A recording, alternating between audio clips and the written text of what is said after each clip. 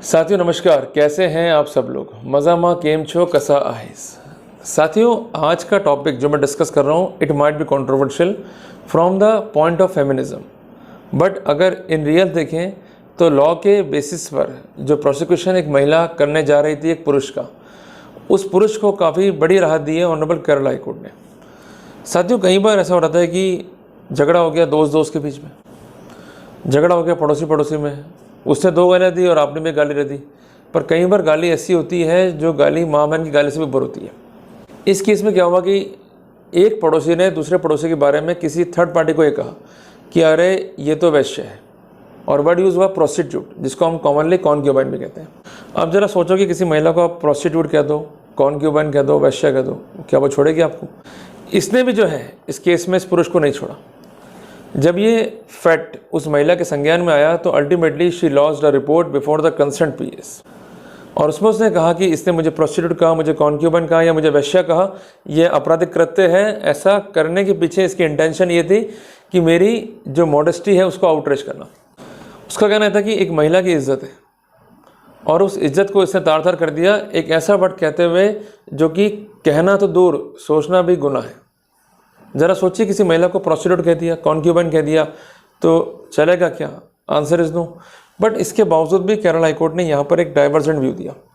Kerala high court ने words की बजाय जो लीगल इंटरप्रिटेशन था उस पर जोर दिया और ये कह दिया कि अगर ऐसा कोई वर्ड कहा भी गया तो in that scenario it would not constitute offence as per section 509 of IPC, rather than, ये डिफेमेटरी वर्ड हो सकता है, rather than it might be an offence as per section 500 of IPC. Clear है बात? ये साथियों, जो ये जजमेंट दिया है ऑनरेबल केरल हाई कोर्ट ने, ये दिया है इन जजमेंट ऑफ या in case titled as Anson versus state of Kerala. Judgment pronounce हुआ है 30/9/2024 को। साथियों, इस केस में कोर्ट ने वेरियस इंटरप्रिटेशन किए, बट उसके पीछे लॉजिक क्या था उसको अपन सबसे पहले समझते हैं। अभी रिसेंटली हमारे सामने क्या है? बीएनएस। पहले क्या था? आईपीसी। तो बीएनएस का सेक्शन 79 वैसा ही है जैसा सेक्शन 509 आईपीसी का है। अब सेक्शन 79 क्या कहता है बीएनएस का? वर्ड्स, गेस्चर और act intended to insult modesty of a women, कि ऐसा कोई भी एक्ट या ऐसा कोई भी गेस्चर या ऐसा कोई भी वर्ड जो किसी महिला की मॉडेस्टी को भंग करने के लिए पर्याप्त है। अब जरा आप सोचो कि आप किसी महिला को बोल रहे हो प्रोस्टिट्यूट, वैश्या, कॉन्क्यूबाइन, तो क्या उसकी मॉडेस्टी को भंग करने के शब्द पर्याप्त नहीं है? पर ऐसा क्या हुआ कि इसके बावजूद भी केरल हाई कोर्ट ने प्रोसीडिंग को जो है क्वेश्चन कर दिया? तो इसको समझने के लिए, लॉजिक क्लियर करने के लिए सबसे पहले हम इस पेनल क्लॉज को जो है पढ़ते हैं, समझते हैं क्या है कानूनी प्रावधान। हूएवर, जो कोई भी। दूसरा है इंटेंडिंग टू इंसल्ट, कि कोई महिला है उसको इंसल्ट करने की नीयत से। क्लियर है?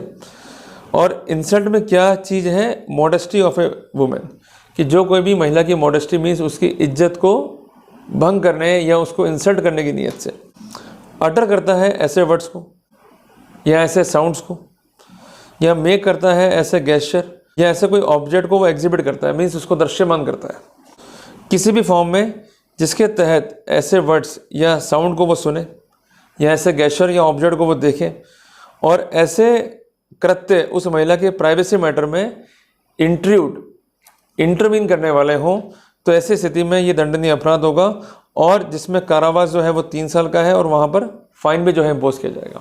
क्लियर है? तो हमने ये परिभाषा पढ़ी, तो इस परिभाषा के माध्यम से कोर्ट ने भी यही कंक्लूजन निकाला कि ये केस जो है बटा हुआ है 2 हिस्से में।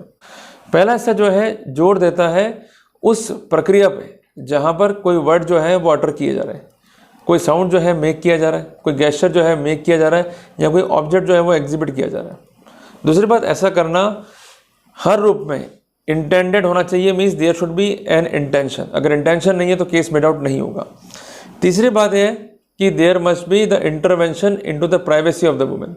अगर ऐसा नहीं है तो इस सिनेरियो में सेक्शन 79 बीएनएस या सेक्शन 509 आईपीसी के एलिमेंट ही अट्रैक्ट नहीं होंगे। कोर्ट ने कहा कि मियर अटरेंस ऑफ अनप्लीजेंट और abusive word without any intention to insult the modesty of women और intrude upon the privacy of women shall not constitute the offence under section 79 of BNS and 509 of the IPC. इस मामले में क्या था, वापस अपन देखते हैं सीक्वेंस को। जब ये महिला थाने पे गई, इसने ये कहा कि मुझे इसने वैश्या कहा, तो उन्होंने रिपोर्ट को दर्ज कर लिया, मैटर को इन्वेस्टिगेट किया, कंसेंट गवाह की बयान लिया और अल्टीमेटली जो आरोपी गण था उनको कर दिया प्रोसिक्यूट। जो आरोपी गण थे उनका कहना यह था कि ये वर्ड किसी भी रूप में सेक्शन 509 आईपीसी का अपराध नहीं बनाएंगे। There might be an offence of defamation but it would not constitute offence of section 509 of the IPC. इनका कहना यह था कि जो पहला पार्ट है उसके लिए आवश्यक है कि इस तरह के वर्ड्स को अटर किया गया हो या इस तरह के साउंड को जो है मेक किया गया हो जिसको वो सुन सके। स्टोरी क्या है प्रोसिक्यूशन की कि पड़ोसियों को कहा गया मेरे बारे में वैश्या या प्रोस्टिट्यूट। तो जब कोई डायरेक्ट एविडेंस नहीं है, डायरेक्ट कम्युनिकेशन नहीं है, तो थर्ड पार्टी कम्युनिकेशन अपने आप में कोई भी ऐसा इम्पैक्ट क्रिएट नहीं करेगा कि उस महिला ने उन वर्ड्स को डायरेक्टली सुना हो या उस महिला ने उस कंसेंट वर्ड को जो है ऑब्जर्व किया हो या उस कंसेंट ऑब्जेक्ट को जो है जो एग्जिबिट हुआ है उसको सीन किया हो, देखा हो, या किसी ऐसे गेस्चर को जो कि एग्जिबिट हुआ है उसको भी जो है देखा हो। क्लियर है? तो ऐसे सिनेरियो में जो पहला पार्ट है वो मिसिंग है। दूसरी बात है, चूंकि थर्ड पार्टी को कहा गया है तो ऐसा कोई भी एविडेंस नहीं कि डायरेक्टली कहा गया। जब डायरेक्टली नहीं कहा गया तो ऐसे सिनेरियो के अंदर जो वर्ड्स हैं वो किसी भी रूप में ऐसे नहीं है कि उसकी प्राइवेसी में जो है इंट्रूड कर रहे हो या इंटरवीन कर रहे हो। और इंट्रूड को लेकर भी कोर्ट ने ये कहा कि इस तरह के स्पेस में एंटर करना जिसके लिए आप इन्वाइटेड नहीं है, ऐसा कोई कंटेंट जो महिला को सेक्सुअली एक्सपोज कर रहा है, that would come with in the preview of section 509 of IPC और सेक्शन 79 ऑफ बीएनएस।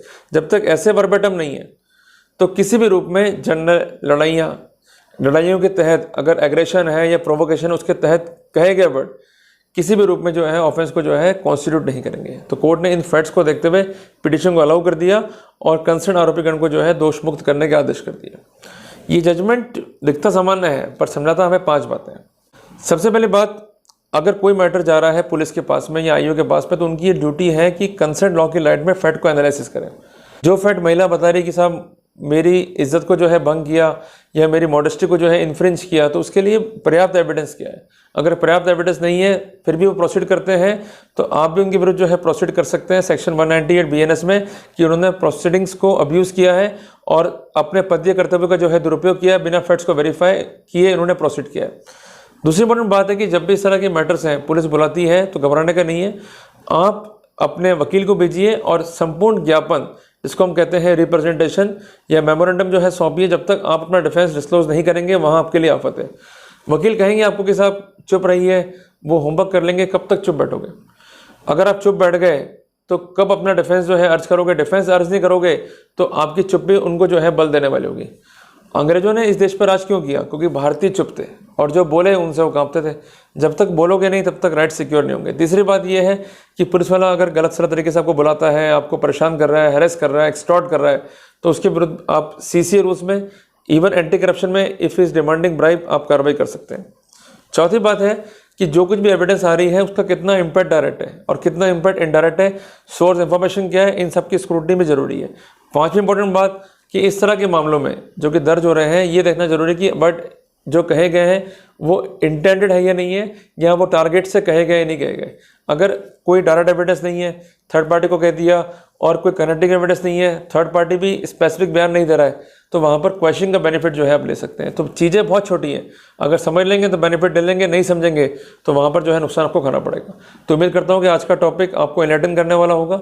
आप बात को समझिए, इंटरप्रिटेशंस कीजिए और उसके बाद जो है लीगल फाइट के लिए तैयार रहिए। क्लियर है? तो साथियों, जजमेंट जो यूनिक बनते हैं या पाथ ब्रेकिंग बनते हैं वो इसलिए नहीं बनते हैं कि फैसले हुए, इसलिए बनते हैं कि आप में से कोई व्यक्ति इस अन्याय के खिलाफ जो है हाई कोर्ट, सुप्रीम कोर्ट पहुंचा, उसने पॉइंट को ढंग से रखा, समझाया और कोर्ट ने भी उस लॉजिक को माना और अल्टीमेटली प्रोसीड किया। तो साथियों, इस तरह के लॉजिक को जो है अप्लाई कराते रहिए, मेन साइड को जो है बचाते रहिए। कम से कम जो प्रोसिक्यूशन अनवारंटेड है, जिनका लीगल बेसिस नहीं है, कम से कम उन प्रोसिक्यूशन में तो आप अटको नहीं, या उसमें जो है आपका प्रोसिक्यूशन ना हो, यही मेरी इच्छा है। इसके लिए सदैव अलर्ट रहें और अपने अधिकारों के प्रति जो है आप लड़ें। क्लियर है? तो जल्दी मिलते हैं अपन नए टॉपिक के साथ। टिल देन, जय हिंद, जय भारत।